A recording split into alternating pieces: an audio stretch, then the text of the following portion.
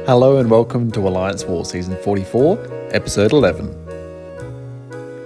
Well, we returned to the winners list last war against Infinity Rangers, had a very solid result, just giving up the 3 deaths to their 7, so it puts us in the box seat to finally finish Masters, as we sit 14th currently.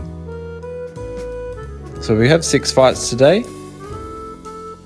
using all 3 of our champs. And our opponent is NWD. They did finish Platinum 1 last season, but they've had somewhat fortunate matchmaking. They do sit inside the top 10 at the moment. And if we beat them today, we are guaranteed to finish Masters. So our team today is our 6-star rank 5 Silk, our 6-star rank 5 Blade, and our 6-star rank 4 Warlock.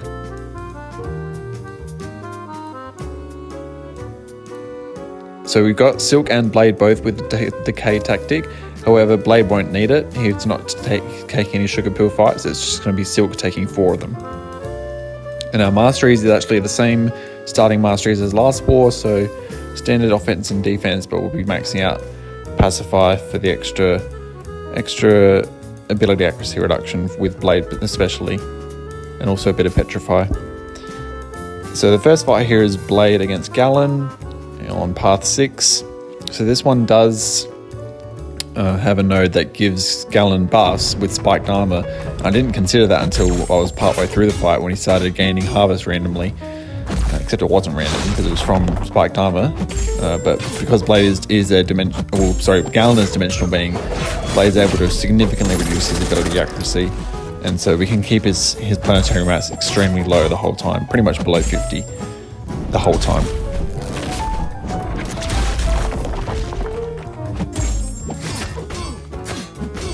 And yeah, that was our only Blade fight for the war today, so he had a nice chill war. And then, well, the same for Warlock. Warlock just had the 1 fight today, and it was the Sauron, 7-star, also on path 6 here in the first section.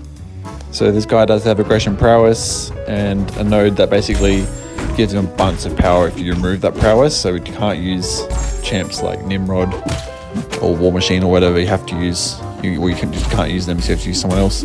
And Warlock, obviously, with that infection, can cancel out all of Sauron's healing and keep him constantly power draining.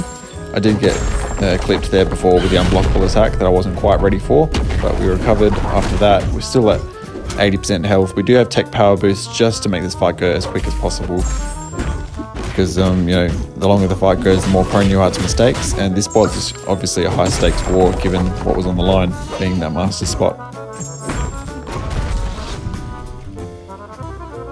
So now into the Silk fights. So we've got 4 of them, and they're all sugar pill fights. So she's going to have the Decay tactic active for all of these fights. And the first one here is Mojo.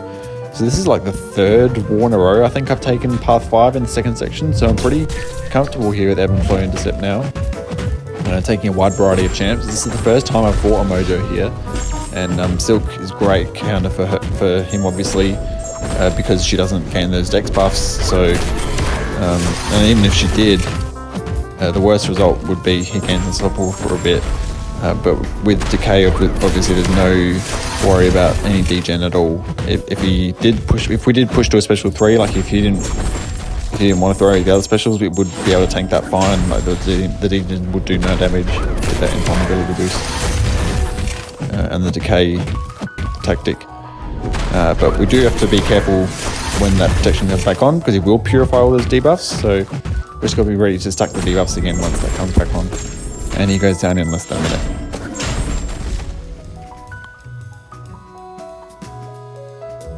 So next fight we have here is a Kindred. So this is the 3rd time I've fought a Kindred here this season. However, this is the first time I've fought him with Silk. The last 2 times I've been using Blade. Now Blade is probably quicker for this guy, with Danger Sense, of course. But Silk is still a really good counter for this guy. Being Decay, obviously you do need Decay for this fight because Kindred is sugar pill. But we basically want to push him to the special 2. I'm not good at punishing his special 1. Now you can see the outbreak is up here, but we're taking no damage from the degen because we have those 5 withers on him. Now he could dash forward and shrug them all with Mighty Charge, but we got lucky there. He just held his block, and we can keep him trapped against the wall, so those degens can still do no damage. And the debuffs that we had on him stayed up the whole time. Mighty Charge never triggered. And so you see I'm not, well, I finally triggered Ebony Flow Intercept there. I decided to be patient, wait till the outbreak was done before I triggered that again. And now we can chain into a striker here. I probably could have maybe thrown a special 2 there or a special 3, but I wanted to be safe. I wanted to have a special ready for when that final route happened. And so he did throw a special 1 here. That wasn't ideal, but it wasn't the end of the world, because you can see the outbreak is still paused anyway from that special 2 earlier. And we heavy here down to 4%. We are a special 3, and he's dead. There's no way he's not surviving this. Sorry, there's no way he's surviving this.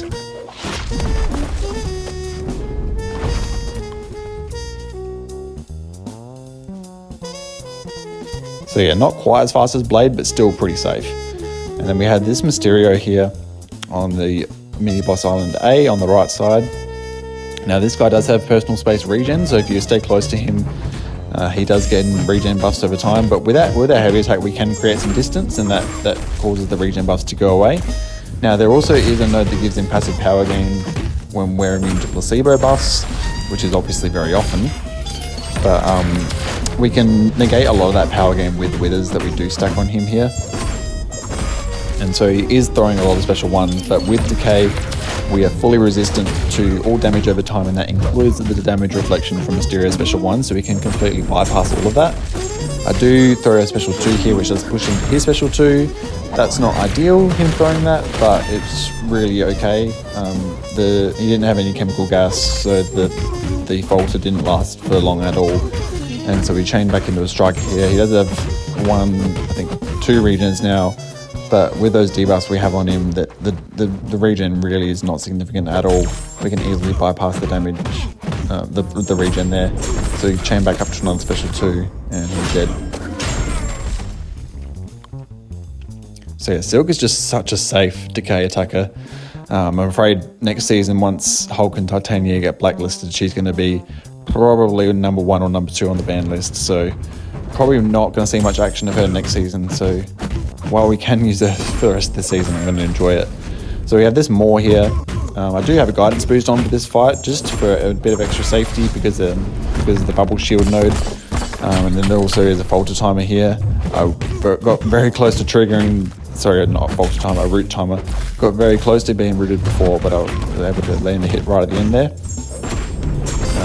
Obviously, we're still running Science Power Boost from before, so that threshold 2 got him down to 13%. Didn't quite get him down all the way. And here I just messed up there, didn't quite nail the parry there, so we did get comboed there, but we do have our invulnerability boost on. And because we have all those debuffs on him, the degen isn't doing any damage.